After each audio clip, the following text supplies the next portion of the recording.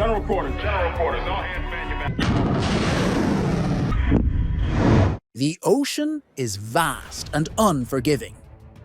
A U.S. Navy carrier group was making its way through the water, and the time seemed to stop as the leviathan of the Navy military rode along. The horizon is quiet, with no one being in sight. But just below the surface, a Chinese submarine slowly approaches with a deadly purpose. As the distance shrinks, the carrier group picks up signals of a predator lurking by, and suddenly, a routine patrol has become a game of maritime cat and mouse. Only this time, the stakes are much higher. With each step the submarine takes forward, the tension is rising. It is no longer a normal day. Now it's a standoff between two of the world's strongest naval forces.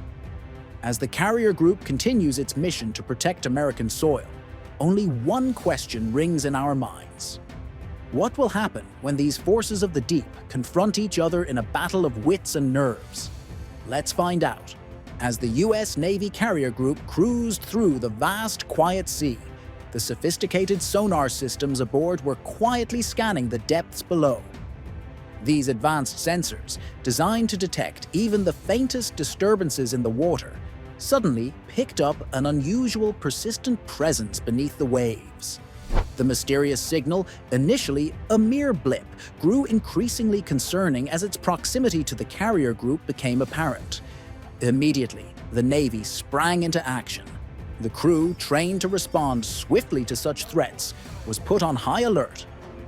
Surveillance efforts were ramped up, with anti-submarine warfare aircraft and destroyers positioned to scan the surrounding waters and detect any further anomalies.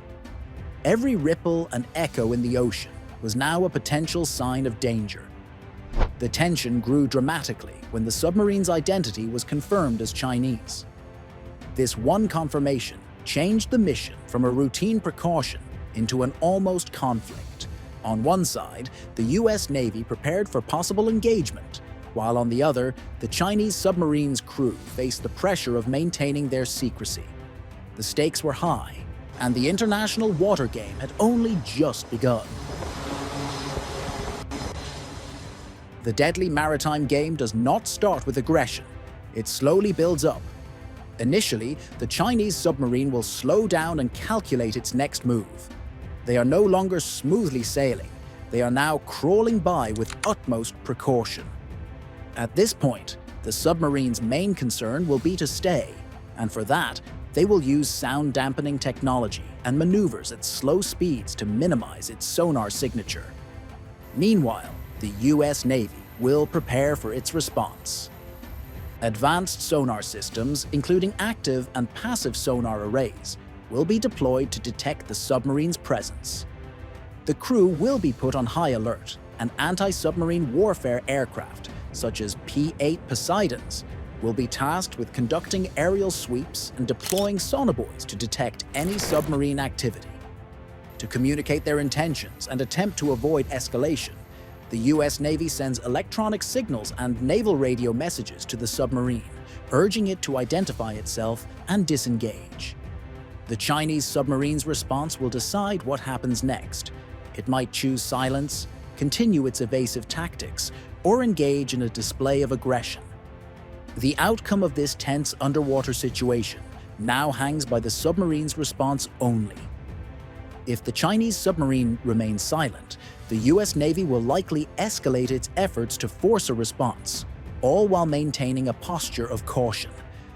The first step will be to continue tracking the submarine with destroyers and anti-submarine aircraft, tightening the net around it to restrict its movements.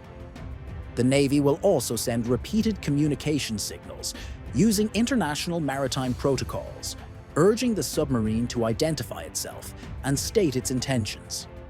If the submarine remains unresponsive, the U.S. Navy might deploy non-lethal measures, such as sonar pings, to signal that it has been detected and that further silence will not be tolerated.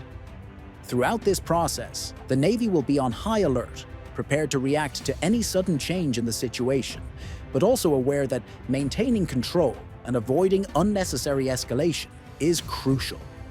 If the submarine takes aggressive action, such as firing torpedoes, launching decoys, or making threatening moves, the situation will rapidly worsen. The US Navy will respond with overwhelming force, deploying all available assets to neutralize the threat.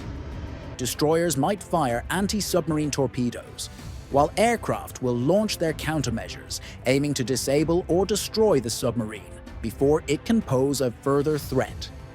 Simultaneously, the Navy will alert regional allies and partners, calling for immediate support and coordination to contain the situation. Diplomatic channels will be activated at the highest levels as the US and China will be on the brink of a major military confrontation. The stakes at this point will be enormous, with the potential for a wider conflict hanging in the balance.